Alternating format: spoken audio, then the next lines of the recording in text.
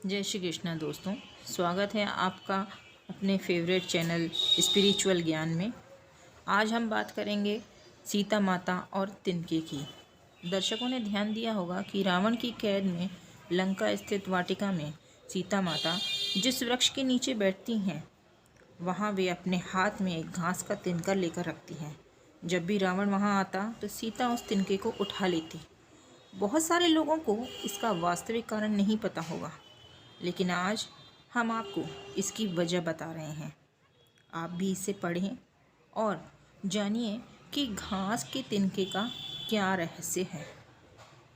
रावण ने जब माँ सीता जी का हरण करके उन्हें लंका ले गया, तब लंका में सीता जी वट वृक्ष के नीचे बैठकर चिंतन करने लगी। रावण बार बार आकर माता सीता जी को धमकाता, लेकिन माँ सीता जी कुछ भी नहीं बोलती थी। यहाँ तक कि रावण ने श्री राम जी की वेशभूषा में आकर माँ सीता जी को भ्रमित करने की भी कोशिश की, लेकिन फिर भी वह सफल नहीं हुआ। अब रावण थक कर हार चुका था और जब वह अपने शयन कक्ष में गया तो मंदोदरी ने उससे कहा कि आप तो राम का वेश धर के गए थे, फिर क्या हुआ? रावण बोला, जब मैं राम का रूप लेकर सीता के समक्ष गया तो सीता मुझे नज़र ही नहीं आ रही थी। रावण अपने समस्त ताकत लगा चुका था, लेकिन जिस जगत जननी माँ को आज तक कोई नहीं समझ सका, उन्हें रावण भी कैसे समझ पाता।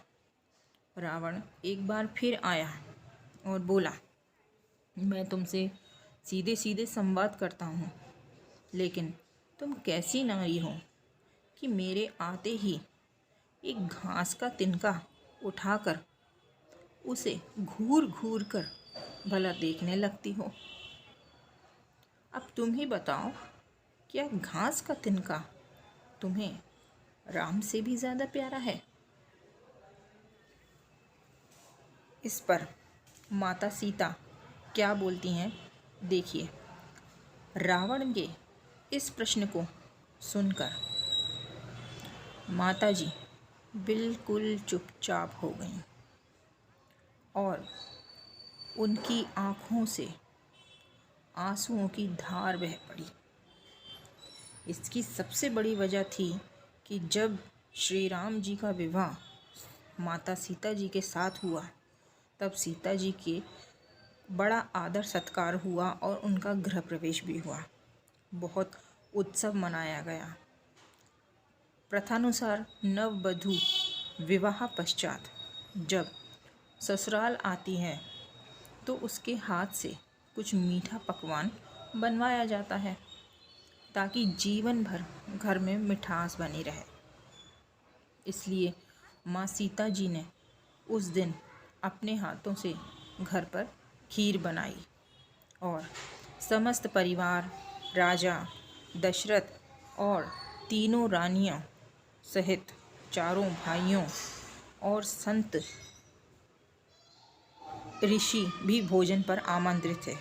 माँ सीता ने सभी को खीर परोसना शुरू किया और भोजन शुरू होने ही वाला था कि जोर से एक हवा का झोंका आया।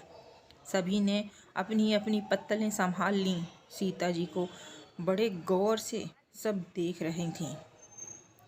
ठीक उसी समय राजा दशरथ जी की खीर पर एक छोटा सा घास का तिनका गिर गया, जिसे माँ सीता ने देख लिया था, लेकिन अब खीर में हाथ कैसे डाले, ये प्रश्न आ गया।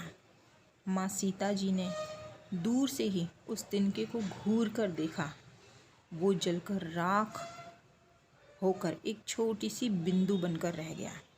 सीता जी ने सोचा, अच्छा हुआ किसी ने नहीं देखा, लेकिन राजा दशरथ माँ सीता जी के इस चमत्कार को देख रहे थे।